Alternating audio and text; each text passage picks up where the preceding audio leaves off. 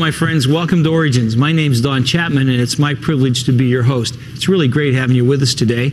Origins is a forum where we take the evidence of science and we use it to validate the truth of creation. We have a great guest with us today.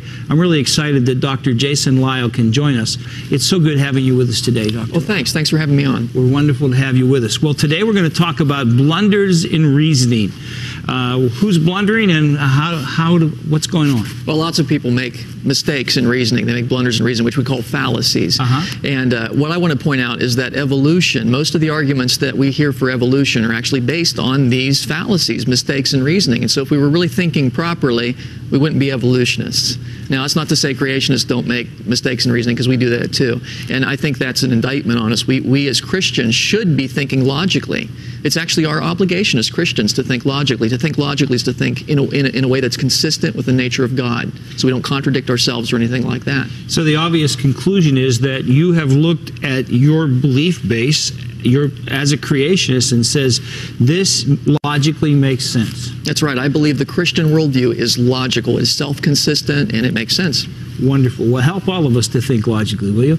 Okay, logic basically is the study of reasoning, the correct reasoning, and by implication, incorrect reasoning. Yes, sir. And so when we talk about logic, we're not talking about, specific fossils or things like that, but rather what conclusions can we draw from given facts. So usually these certain facts are assumed, and then what conclusions can we draw from that? And if you make a mistake in that chain of reasoning, that's called a fallacy, a mistake in reasoning. Okay. Now, we often talk about arguments when we talk about logic, and I should be clear, I'm not talking about a shouting match. When people think of arguments, that's what they think of sometimes. I'm talking about making a logical case for something. Okay, so an argument is basically where you have a group of propositions. A proposition is a statement that either affirms or denies something, like the sky is blue or something like that. And it's affirming something, and it's where you have a group of these where the truth of one is claimed to follow from the truth of the others.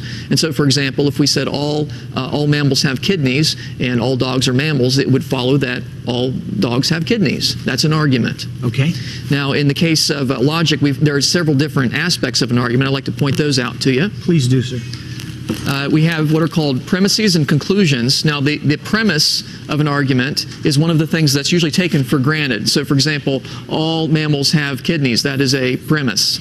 All dogs are mammals. That is a premise. That is, we take it that people already believe that. And then the statement that's being proved is called the conclusion. So therefore, all dogs have kidneys. That's the conclusion. So an argument has one conclusion. It has at least one premise. It has more than one. If it has two premises and one conclusion, it's called a syllogism. And those are a very common type of argument. Now, a fallacy is when you make a mistake in that chain of reasoning. And so let me give you an example of a fallacy here. Some mammals are cats. That's true. All dogs are mammals. That's also true. And so you conclude, therefore, some dogs are cats. No. It doesn't follow, does it? So that's a mistake in reasoning. Now, the premises here are true, but the conclusion does not follow from them. And so that's an example of a logical fallacy. That's not one of the kinds that comes up. That's a pretty obvious one. Most fallacies are more subtle, which is why people commit them so often. If they were obvious, then they wouldn't be so common. So a fallacy is a common error in the chain of reasoning. Now, there are two different sorts of logic, two different kinds of logic. Deductive arguments, and that's where the conclusion definitely follows from the premise. And so the kinds that we were listing so far were deductive arguments. And that's a perfectly legitimate kind. There's another kind, though, where they're inductive, and that's where the conclusion is likely, but not absolutely proved from the premises. And both of those are perfectly legitimate ways of reasoning.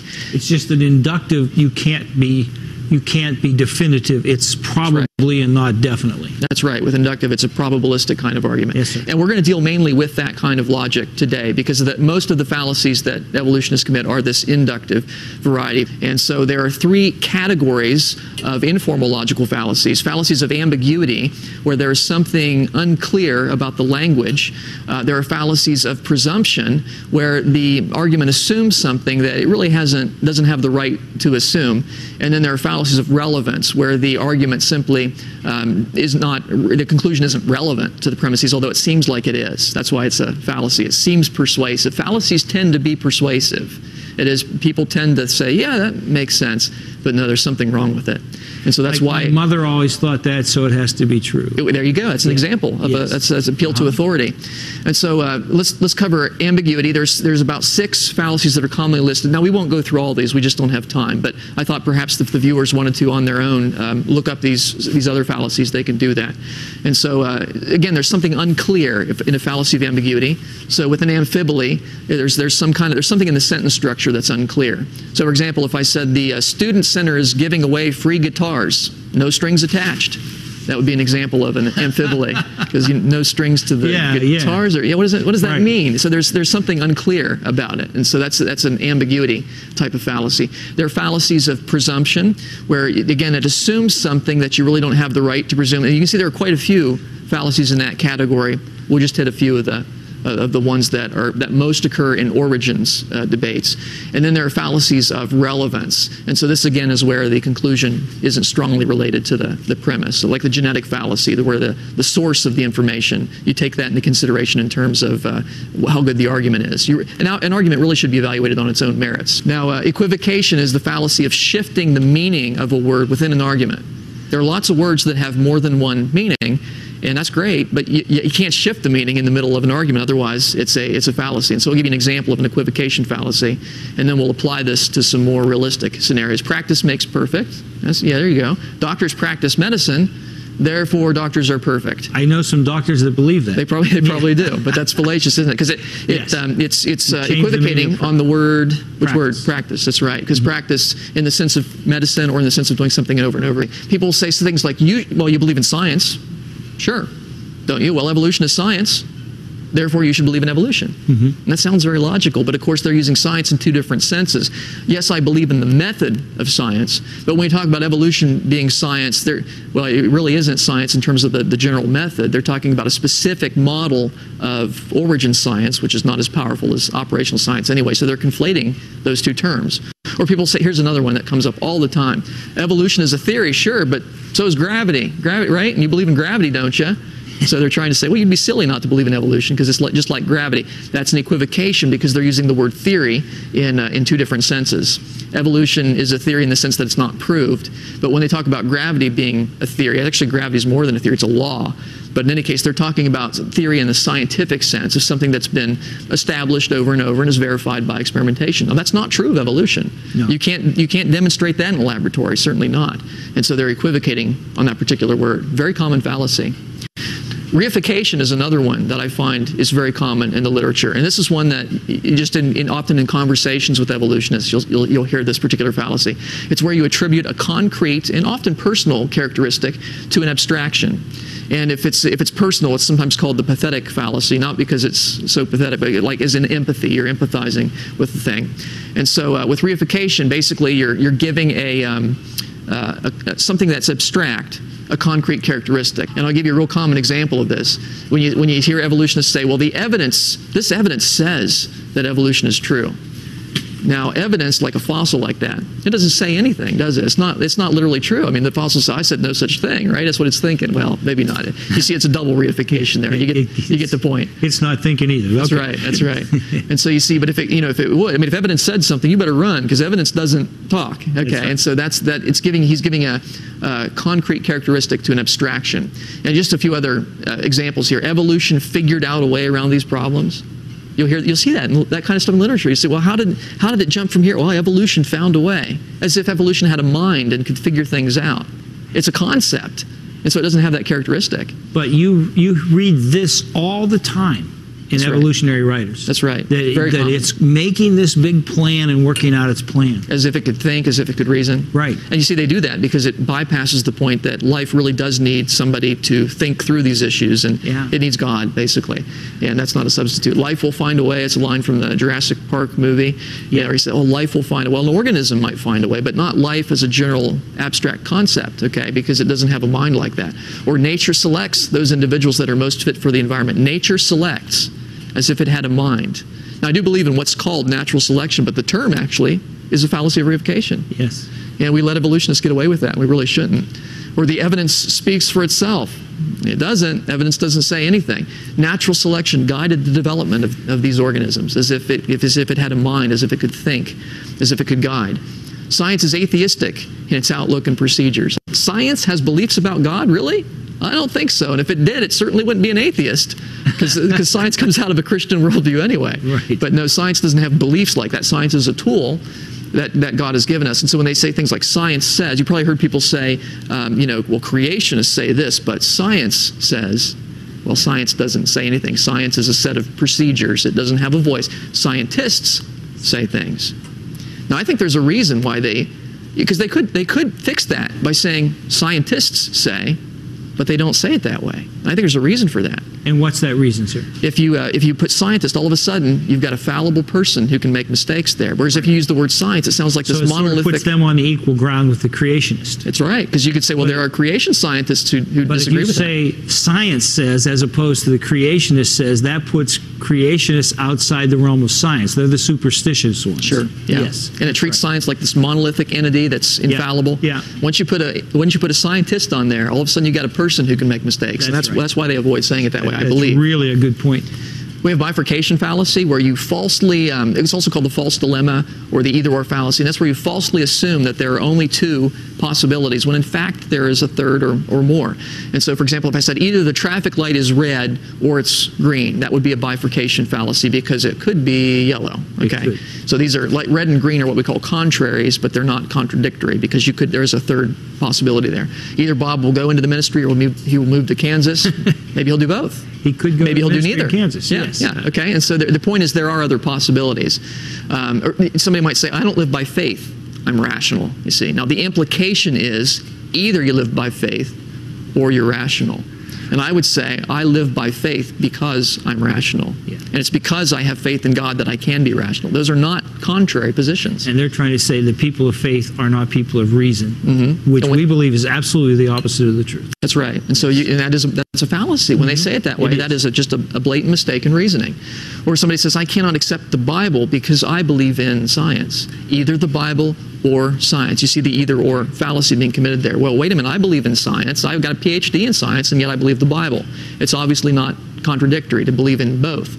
Either the universe operates in a law-like fashion, or God is constantly performing miracles.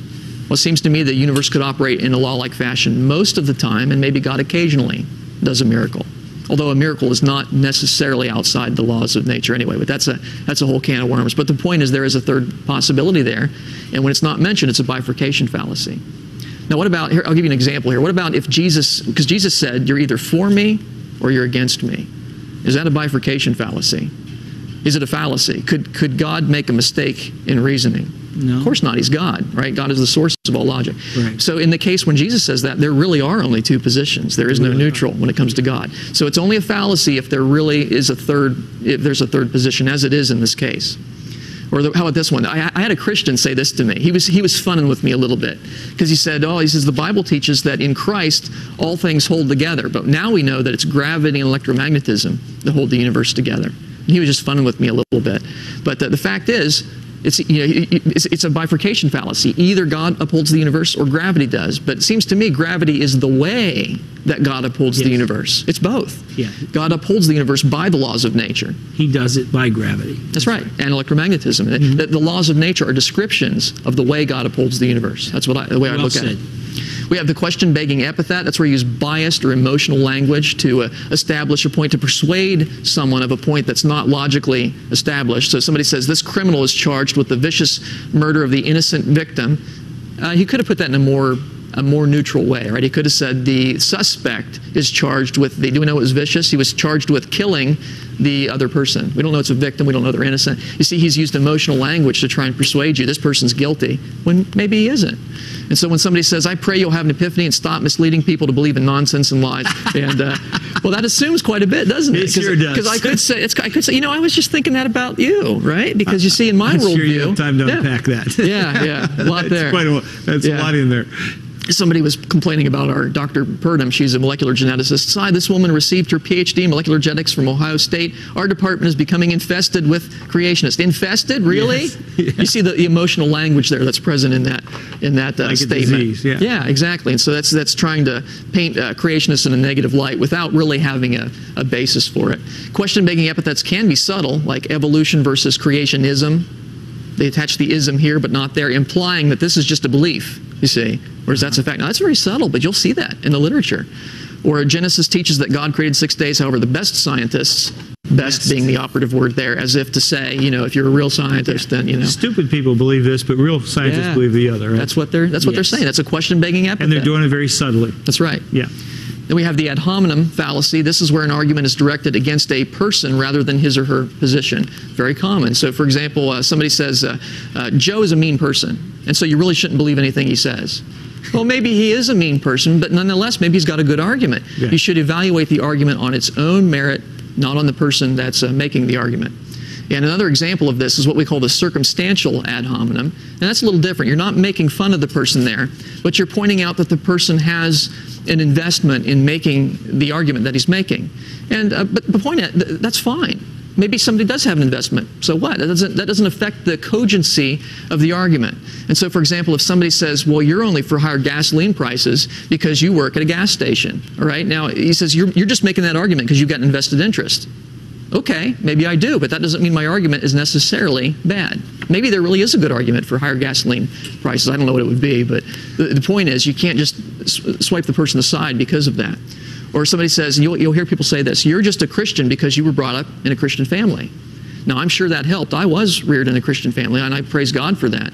But that doesn't mean I don't have some really good arguments for the Christian worldview. It'd be like saying, well, you just believe in the multiplication table because you were taught it in school. Yeah, I mean, right. It is true. I probably wouldn't have figured it out on my own, but that doesn't mean I don't have a really good argument for the multiplication table, like the fact that it works and, you know, I can use it in my daily life and so on. And so ultimately, at the end of that, you still have to say, but is the argument true? That's right. And you can't just look at the person, you have to look at the argument. That's right. So you can see how this is a fallacy because the person is really just sidestepping the whole argument and trying to just look at the person who's making the argument, but that is not relevant to the argument at hand. Dr. Jason, this is so helpful, but we have to take a break. And when we come back, I know you have some more good stuff for us. So don't you go away. We'll be right back.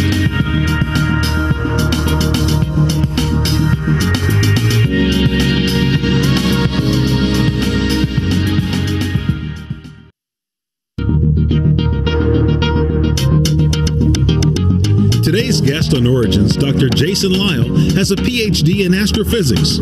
He is currently a speaker for the Institute for Creation Research, where he has authored several creation articles and books, including Taking Back Astronomy and Ultimate Proof. Book orders are being taken at 800-337-0375. Astronomy and physics have always been areas of special interest to Dr. Lisle. He enjoys viewing the night sky through the telescope and was very instrumental in developing the planetarium at the Creation Museum in Kentucky. Jason can be reached at Institute for Creation Research, P.O. Box 59029, Dallas, Texas 75229, or visit the website at icr.org.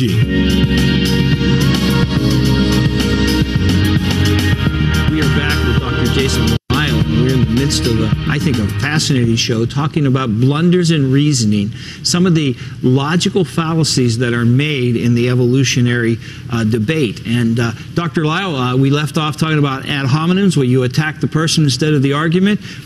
What is the next fallacy we want to look at? One of the next ones is the fallacy of irrelevant thesis. And it comes up quite often, and that's where basically an argument does prove a point, but it's not really the point that is at issue. And so, but it may sound relevant, you see. That's why it's tricky. Fallacies tend to be persuasive because they are tricky that way. So as an example of irrelevant thesis, when it says the people who want to reduce the amount of nuclear weapons are mistaken. After all, such an action will not solve all the world's problems. Well, true, it won't, but that's not the point, is it? Right, you see, and so it's irrelevant to the point that they're trying to make. And I find that occurs often in evolutionary literature when they'll say things like, why is the universe ideally suited for life? Well, because if it weren't, we wouldn't be here to observe it, right? That's true. And you'll hear that argument. They say, well, that's the anthropic principle, that the universe seems to be designed for life because if it weren't, we wouldn't be here. But I want to suggest that's a fallacy. It's a fallacy of a relevant thesis. I could use a similar argument and say, suppose I was the sole survivor of a plane crash, okay? And somebody comes to interview me, well, Dr. Lyle, how were you able to survive that plane crash? And I would say, well, because if I didn't, you wouldn't be able to ask me the question, would you? That doesn't go to how, does it? No, it doesn't. It doesn't explain why I was the survivor. And so when people say, well, if the universe weren't designed for life or didn't appear that way, we wouldn't be able to observe it. That is true, but it's irrelevant. It doesn't explain why the universe appears designed for life. The reason why is because it is designed for life. Yes, it's so finely tuned that there has to be a tuner. That's right. And they don't want you to get to that point. Mm-hmm. That's right. Another example would be why do living creatures have these complex parts that function so perfectly together? Because, well, if they didn't, they would have died off. Right? Now, it is true that they would have died off. But that doesn't explain why they have the complex parts. Yeah, and how complex it is. Yeah, I see what you're saying. That's awesome. I mean, if you think about it, natural selection explains why we don't have animals that are not adapted to their environment. It doesn't explain why we do have animals that are suited to their environment, you see. It's God that's required for that explanation. That's right. And so that's why these are all fallacies of irrelevant thesis. Now, the interesting thing about the fallacy of irrelevant thesis, it's very easy to answer. All fallacies of relevant thesis can be answered with a simple retort, true perhaps, but irrelevant. That's all you got to say. True, but irrelevant. Doesn't prove your point, sir. We have the straw man argument. That's also another one that occurs so often when evolutionists say, and that's basically where you misrepresent your opponent's position, and then you show how easy it is to tear down that misrepresentation of their position. And so you'll hear this when they'll say things like, well, creationists believe that God created all the animals as we see them today, right? Now but you see, here's the thing. We don't believe that. And so they say, but see, some breeds of dogs are quite recent. They think they're disproving creation. They're not. They're disproving a misrepresentation of creation. Because the fact is, I don't believe that God would have created poodles in the Garden of Eden, right? No. Because they have all these mutations in them and everything, and they're running around biting your leg and so on. It'd be pretty tough to get every kind of dog on the ark. Every different variety, that's right. There's only 2 dogs on the ark. We believe in speciation, we believe in diversification. Right. We just don't believe that all life is descended from a common ancestor. So that's a misrepresentation of what we believe. Of course it's easy to refute that silly position, but that's not what we believe. And so you can really think of it, when these evolutionists say things like, well, creationists, they're flat earthers. They don't believe in science. They don't believe in change. First of all, we believe in a round earth. The Bible talks about that. We do believe in change. The Bible tells us the world was once a paradise. Today things aren't, exactly perfect. Things have changed. We do believe in science. I would argue as a creationist, the science comes out of a Christian worldview anyways, because God upholds the universe in a consistent fashion that we're able to do science. And so you see that's a misrepresentation, but it's very easy to knock down that position. These creationists, they're so dumb, they don't believe in these things. Well, we do, you see. And so that's what it really comes down to. All right, faulty appeals. We have faulty appeal to authority, for example. Actually, there are many different faulty appeals, but the faulty appeal to authority is when you appeal to a person. You say, a claim must be true because so-and-so says it's true. Okay, but the problem is people are fallible and they might be mistaken about that. Even experts can be fallible. Now, it's not wrong to say this expert believes in this and that gives it some weight. Nothing wrong with that. But if you say this has to be true because an expert believes in it, especially if it's not in his field. Because people will say, they say, well, this guy's a PhD biologist and he believes in evolution. But see, I don't understand how having a PhD in biology qualifies him to talk about what allegedly happened millions of years ago. Right. He doesn't study millions of years ago. He studies today. Right. And he's very knowledgeable about how life works today, but not millions of years ago. So that's a faulty appeal to authority. You can have faulty appeal to majority, where you say, well, most people believe that, so it's got to be true. Well, most people can be wrong. Dr. Lau, I just want to say I'm glad you're on our side. Well, thanks. And I just think that your lesson today, your Origins program with us today, has doubly blessed us because it's pointed out some fallacies that we all need to hear in the evolutionary argument that I think just validates our faith in creation. I think it's a tragedy that logic isn't taught in our public schools. 9th grade should be the place where kids learn to think conceptually and building premise upon premise to reach conclusion. It would make critical thinkers out of them and prepare them for life. It would. Far fewer would be evolutionists, in my opinion. Far fewer would be evolutionists. So we have the double blessing there. So thank you for being with us. My pleasure. Thanks. My friends, I am so glad you've joined us today and got to hear Dr. Jason Lisle talk about many of the fallacies in the evolutionary argument. I challenge you as a Christian. You know, we're often accused that Christians are the ones who aren't thinking. But I want you to learn to be a critical thinker, because when you see things through the lens of Scripture and you see a logical God who has built an incredible world and made us in His image so we could understand what He made and what He did, it'll bring you to kneel before our Creator and to love Him with all your heart and to share His truth with a world that's believed a lie. I want you to know God so that you can believe forever that it's God's view that He created you. And that should be your worldview too. Great having you with us today here on Origins. I hope you'll join us next time. And until then, God bless you, my friend.